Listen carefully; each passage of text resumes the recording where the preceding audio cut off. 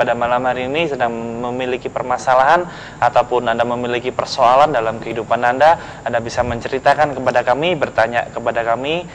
Sudah ada narasumber dan narasumber akan membantu setiap permasalahan yang Anda alami dengan mengirimkan SMS kepada kami di nomor 0819 08174 kali 1. Ya, langsung ke SMS selanjutnya dari 5499. Malam New Life, selamat malam juga. Ya, selamat Kenalkan, malam. saya Nova di Karimun. Saya suka tema malam ini mengejar kebahagiaan sesuai dengan yang selalu saya tanyakan. Karena saya merasa hidup tidak bahagia karena banyaknya masalah dalam hidup saya. Ya, silakan Bu. Iya, seperti yang tadi kita sudah sampaikan, tapi kita mau ulang-ulang lagi supaya Nova juga semakin yakin bahwa kebahagiaan itu, Nova, sebenarnya adalah pilihan yang harus kamu putuskan. Jadi masalah boleh datang, masalah mungkin boleh banyak, tapi tergantung kemana fokus kita. Jadi untuk Nova, saran untuk Nova pada malam hari ini, saran saya fokuslah untuk sesuatu yang bisa Anda syukuri. Dan saya percaya sangat banyak hal dalam kehidupan Anda yang bisa Anda syukuri, Anda bisa nikmati. Dan fokuslah pada apa yang Anda miliki, jangan berfokus pada apa yang tidak Anda miliki gitu ya. Jangan berfokus pada masalah. Apabila ada secari kertas putih gitu ya, ketika kertas itu diletakkan titik di tengahnya, jika Anda mau fokus pada titik itu, maka perhatian Anda akan melihat bahwa yang ada adalah titik itu saja. Padahal sebenarnya di dalam kehidupan kita, Anda bisa kok meletakkan fokus itu, titik itu dikesampingkan gitu loh. Dan Anda masih bisa melihat begitu banyaknya hal-hal yang indah di dunia ini daripada Anda berfokus pada satu titik permasalahan yang seringkali Anda anggap itu sebagai pengganggu di dalam kehidupan Anda. Iya, saran dari saya itu. Buat Nova begini, bersyukurlah jika Anda masih memiliki masalah. Ya. Kenapa? Yang pertama itu tandanya bahwa Anda sedang hidup. Iya kan? Karena hanya orang mati yang nggak punya masalah. Bukan berarti kami nggak punya masalah, kami juga punya masalah. Tapi bagaimana kita mengatasi masalah? Itu yang menjadi kunci utamanya gitu kan ya. Kalau kita punya masalah berarti kita masih hidup. Yang kedua, bersyukurlah jika Anda punya masalah, berarti Anda mempunyai kesempatan untuk menjadi pemenang. Ya. Karena pemenang hanya bisa menang jika dia menghadapi lawan. Apa lawan kita dalam hidup ini adalah masalah. Yang ketiga, bersyukurlah jika Anda sedang punya masalah. Kenapa? Karena Tuhan itu dekat dengan orang yang sedang mengalami masalah, gitu kan ya. Kenapa saya katakan Tuhan dekat dengan orang yang masalah? Karena Tuhan mengasihi Anda dan Dia ingin Anda tetap kuat, mampu mengatasi setiap permasalahan. Dengan bersyukur kepada Dia, maka kebahagiaan akan datang dalam kehidupan Anda.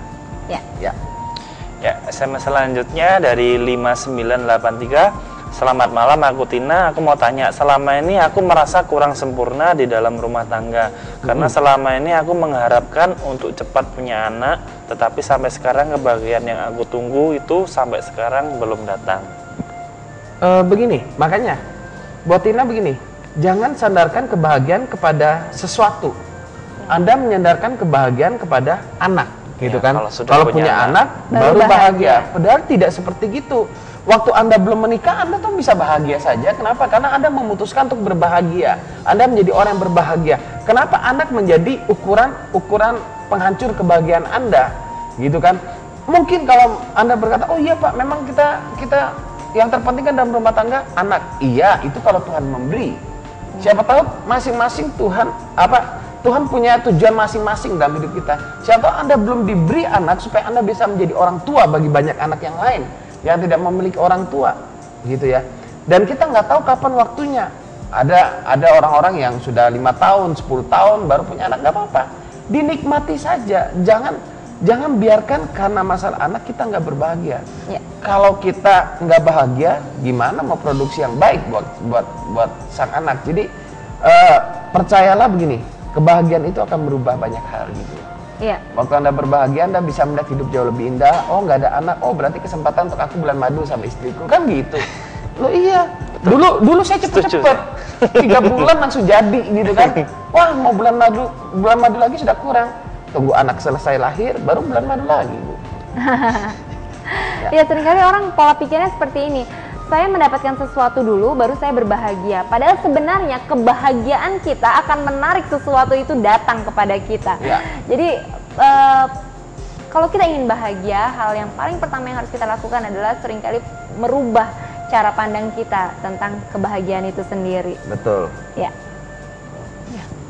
Kalau suami istri bahagia, rasanya anaknya cepat jadi pasti ya.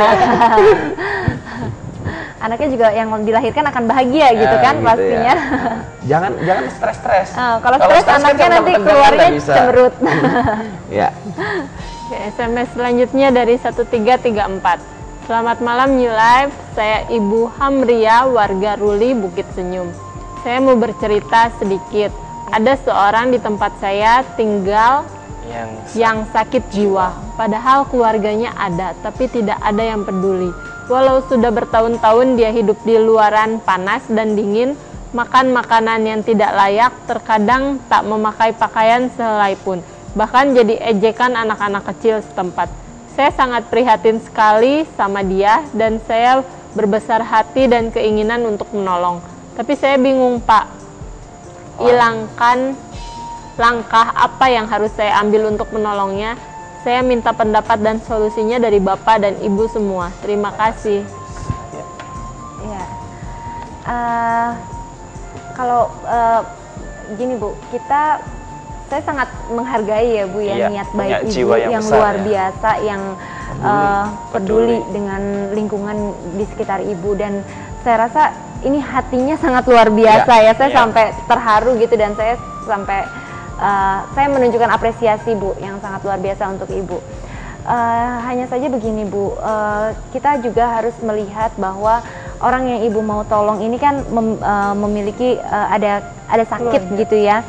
Ada sakit yang mana sakitnya ini butuh penanganan secara khusus, dan kita juga harus akui bahwa kita tidak punya keahlian di bidang itu gitu. Saya kurang tahu juga apakah Ibu yang mengirimkan SMS ini pernah ada pengalaman atau tidak dalam menangani kasus orang yang sakit jiwa. Tetapi kalau lihat dari Ibu bertanya bagaimana langkahnya, mungkin saya asumsikan Ibu belum memiliki pengalaman gitu.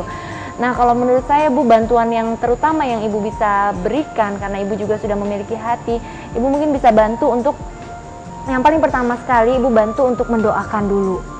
Mendoakan orang ini dan keluarganya gitu ya, untuk kesembuhannya. Dan kemudian yang kedua, Ibu mungkin bisa mencoba untuk bicara kepada pihak keluarga juga untuk bagaimana caranya bisa ditangani secara benar. Karena orang mengalami gangguan kejiwaan ini kalau tidak ditangani secara benar oleh orang-orang yang sudah berpengalaman di bidangnya, jangan sampai nanti kita malah membuat suasana menjadi tambah parah gitu. Karena orang yang punya penyakit jiwa ini Bu, kita nggak tahu kadang-kadang reaksinya itu di luar dari apa yang kita pikirkan gitu. Jadi dan yang ketiga mungkin yang Ibu bisa lakukan, Ibu bisa mencoba untuk berkonsultasi dengan orang-orang yang memang kompeten di bidang itu, yang memang punya pengalaman di bidangnya. Mungkin saya tidak tahu, mungkin Ibu bisa menghubungi dinas sosial ya secara khusus ya. Karena saya sempat mendengar selentingan-selentingan bahwa mungkin ada rekan-rekan dari dinas sosial yang mengirimkan orang-orang sakit jiwa untuk ke Pekanbaru. Pekanbaru, iya, rumah sakit jiwa yang terdekat di Pekanbaru. Di Pekanbaru tapi Bu, karena di Batam belum ada rumah sakit jiwa. Betul. Kemudian psikiater juga di Batam sangat terbatas ya, sangat minim. Jadi mungkin coba cari informasi, menghubungi dinas sosial saja dulu. Mungkin siapa bisa membantu gitu kan. Karena memang perlu penanganan secara khusus. Betul. Ya. Betul. Ya, SMS selanjutnya dari 0111, bagaimana supaya mendapatkan kebahagiaan yang sejati atau tidak semu dan mempertahankan kebahagiaan itu dan membuat kebahagiaan yang kita miliki itu dapat menjadi kebahagiaan orang lain. Nah, kalau kita bahagia, orang lain akan bahagia lihat kita. Otomatis ya Pak ya? Iya, jadi tenang saja, yang penting pastikan dulu Anda memutuskan bahwa Anda menjadi orang berbahagia. Kita akan mendapatkan kebahagiaan yang semu jika kita mencari kebahagiaan di tempat yang salah, mencari kebahagiaan dengan cara yang salah. Contohnya sederhana, kita mencari kebahagiaan dengan berpikir, oke, kita menjadi orang kaya, kita akan bahagia. Akhirnya korupsi dan menghalalkan segala macam cara, kita berpikir kita akan bahagia. Atau malah kita ke dunia gemerlap gitu ya, oh kelihatannya enak, mabuk sebentar, minum dan hilang semua. Tapi waktu Anda selesai minum, Anda minum obat, mungkin balik lagi. muncul lagi permasalahan itu tidak hilang dengan mabuk, minum, narkoba atau melakukan free sex. Nah ini yang seringkali orang-orang disebut dengan mencari kebahagiaan, mengejar kebahagiaan. Cuma tanpa disadari itu adalah kebahagiaan yang semu gitu kan ya. Orang melakukan free sex pasti menghancurkan rumah tangganya gitu kan ya. Jadi yuk belajar mencari kebahagiaan yang benar. Bagaimana mencari kebahagiaan yang benar? Datang kepada Tuhan, putuskan bahwa Anda mau menjadi orang berbahagia, dan mulai hari ini Anda menjadi orang bahagia. Berikan senyum waktu Anda bangun pagi. Terima kasih Tuhan buat hari. Belajar bersyukur setiap hari. Ada permasalahan, belajar bersyukur. Terima kasih Tuhan buat masalah. Pasti ada maksud Tuhan. Pasti Engkau memberikan aku kekuatan dan semuanya. Ya. SMS selanjutnya dari 3656. Saya bingung dan hampir 3 tahun di Batam ini cari kerja nggak dapat-dapat. Mungkin karena ijazah saya nggak ada. Kalau masalah pengalaman pun mungkin saya lebih banyak dari orang-orang sekeliling saya. Tolong kasih solusinya buat saya. Ya, untuk Bapak yang mengirim SMS ya. Pak, dibalik kondisi yang kelihatannya mungkin kurang baik yang saat ini terjadi di dalam kehidupan Bapak, saya sangat percaya bahwa ada sesuatu yang besar yang sedang Tuhan rencanakan untuk kehidupan Bapak. Jadi kalau Bapak sepertinya tidak berhasil melamar kemana-mana ditolak, jangan-jangan Tuhan sedang mempersiapkan Bapak untuk Bapak bisa menjadi seorang wirausaha. Jadi yang perlu Bapak lakukan saat ini adalah daripada Bapak merenungi nasib Bapak merenungi kenapa saya tidak bisa ini, mungkin karena ijazah saya, padahal saya pengalaman seperti ini. Daripada Bapak merenungi apa yang belum Bapak dapatkan, cobalah untuk Bapak melihat potensi apa yang ada di dalam diri Bapak. Apa sih bakat Bapak? Apa sih ketertarikan Bapak? Apa sih hobinya Bapak? Cobalah belajar untuk melihat apa yang Bapak miliki, lebih berfokus pada apa yang Bapak miliki daripada apa yang tidak Bapak miliki. Nah, dari berfokus dengan apa yang Bapak miliki itu, Bapak bisa mulai melihat kira-kira potensi Bapak ada di mana sih gitu. Nah, kalau memang Bapak sudah menemukan potensi Bapak, nah di situ Bapak bisa mulai belajar untuk kembali memaksimalkan potensi yang Bapak miliki itu. Bapak mulai bisa belajar untuk menjadi wirausaha misalnya, seperti itu. Nah, kalau bingung misalnya mau jadi wirausaha seperti apa karena tidak ada modal misalnya, Bapak mulai bisa membangun hubungan, Pak. Membangun hubungan dengan orang-orang yang ada di sekeliling Bapak. Mulailah dengan apa yang Bapak miliki dulu.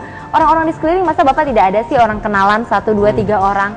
Mulailah dengan orang-orang terdekat Bapak, bangun hubungan, bangun kedekatan, mulai bertanya-tanya kira-kira ada peluang apa ya.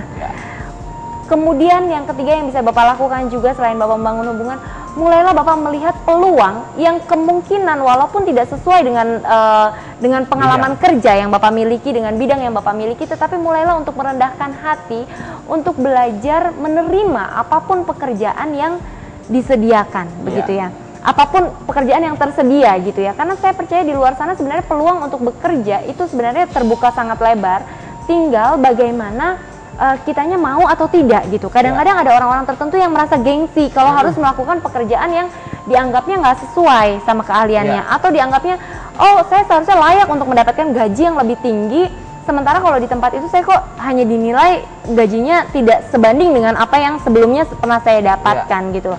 Padahal sebenarnya dalam setiap peristiwa yang diizinkan oleh Tuhan terjadi dalam kehidupan kita, itu selalu ada sesuatu yang bisa kita pelajari di situ. Ada sesuatu yang bisa kita pelajari, di mana sesuatu yang bisa kita pelajari itu bisa menjadi proses nantinya, bisa menjadi satu kesatuan rangkaian yang membantu kita untuk mencapai satu pencapaian yang lebih besar nantinya, begitu. Kemarin saya ikut seminar yang mimpi $1 juta yang di Mary Riana, digagas oleh Mary Riana. Saya melihat kisah hidupnya begitu luar biasa dan begitu menginspirasi. Karena apa? Untuk mewujudkan mimpi $1 juta dia harus melalui pengalaman-pengalaman yang menurut dia tidak mengenakan sebetulnya dan tidak ada kaitannya. Gimana caranya seorang yang bermimpi untuk bisa meraih $1 juta itu di awalnya dia harus merelakan dirinya untuk membagi-bagikan brosur di pinggir jalan. Itu sesuatu yang mungkin bagi sebagian orang gengsi lah apa segala macam. Kemudian dia harus mengalami pengalaman penolakan yang luar biasa karena tidak semua orang mau menerima brosur yang dia berikan, begitu ya. Atau begitu menerima langsung dibuang di tempat sampah dan lain sebagainya. Kemudian dia juga harus mengalami pengalaman dia harus menjadi waiters, dia harus melayani orang dan dia harus bersusah payah mengejar transportasi di malam hari pada saat dia selesai bekerja